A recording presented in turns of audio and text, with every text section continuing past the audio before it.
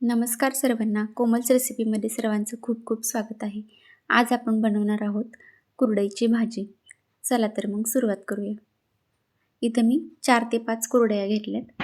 इथं कुरडया अख्ख्या नाही घेतल्या तरी चालतील किंवा ज्याच्याकडे कुरडईचा चुरा आहे तो सुद्धा तुम्ही अशा पद्धतीने घेऊन पाण्यात भिजवू शकता. इथं आपण पाण्यात भिजत घालायचे कुरडई 10 ते 15 मिनटासाठी भिजू घालायचे. बाजूला ठेवून देऊ आपण.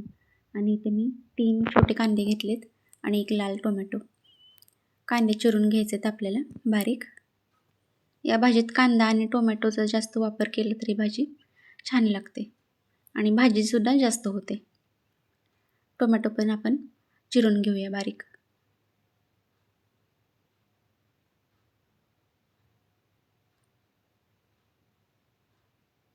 चिरून झालेलं आहे आपण टोमॅटो. थोडीशी कोथिंबीर घेतली आहे धुवून आणि तीसुद्धा आपण बारीक अशी चिरून घेऊया. खूप सोपी आणि झटपट 10 मिनटात तयार होणारी भाजी आहे. हे बघा 15 मिनटांनी आपण बघितलं तर इथं चांगल्या कुरडया भिजल्या गेल्यात आपल्या. मऊ पडल्यात अशा. हे बघा हाताने सहज आपल्या तुटतायत. या कुरडयांचे आपण तुकडे करून घेऊया.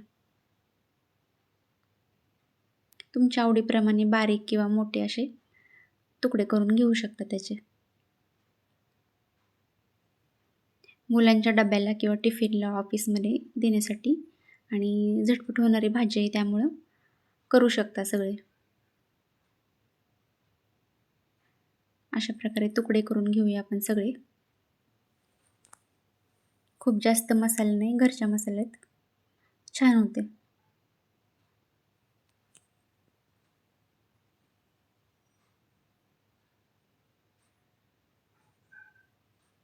आणि सगळे तुकडे करून झालेले आहेत आपले. चला कढई ठेवूया आपण गॅसवर. कढई तापली की त्यात 1.5 पळी तेल घातले आपण. खूप जास्त तेलकट नाही करायचं आहे आपल्याला, कारण या भाजीत तेल लगेच दिसून येतं. कांदा चिरून घेतलेला आहे तो टाकूया. कांदा चांगला लालसर परतायचा आहे आपल्याला. कांदा परतल्यावर टोमॅटो घालूया आपण त्यात.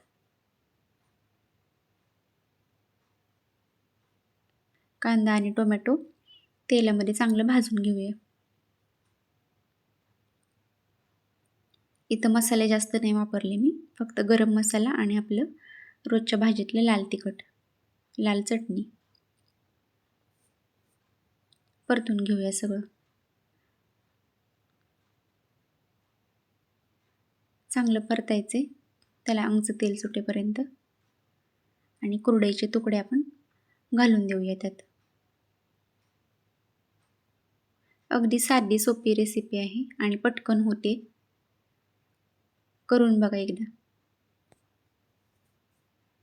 आता यात पाणी घातलं किंवा नाही घातलं तरी चालतंय. थोडंसं मला पाणीदार हवे होती भाजी म्हणून मी पाणी टाकले. चवीपुरतं मीठ टाकूया आणि हलवून घेऊया. पाणी घालून एक थोडंसं 5 मिनटं मी याला शिजू दिले. तसं नाही शिजवलं तरी चालते. म्हणजे ज्याच्या त्याच्या आवडीनुसार, ज्याला कोरडी खायची असेल किंवा ज्याला चपातीबरोबर खायची असेल तर कोरडी केली तरी चालेल, किंवा भाकरीवर खायची असेल तर थोडीशी पाणीदार ठेवा. थोडीशी एक 5 मिनटं आपण पाण्याला उकळी येऊन दिली आणि गॅस बंद केले. वरून कोथिंबीर टाकूया थोडी. आणि तयार झालेली आहे आपली कुरडईची भाजी. नक्की ट्राय करून बघा.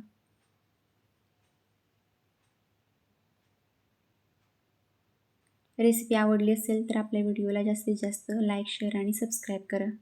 धन्यवाद.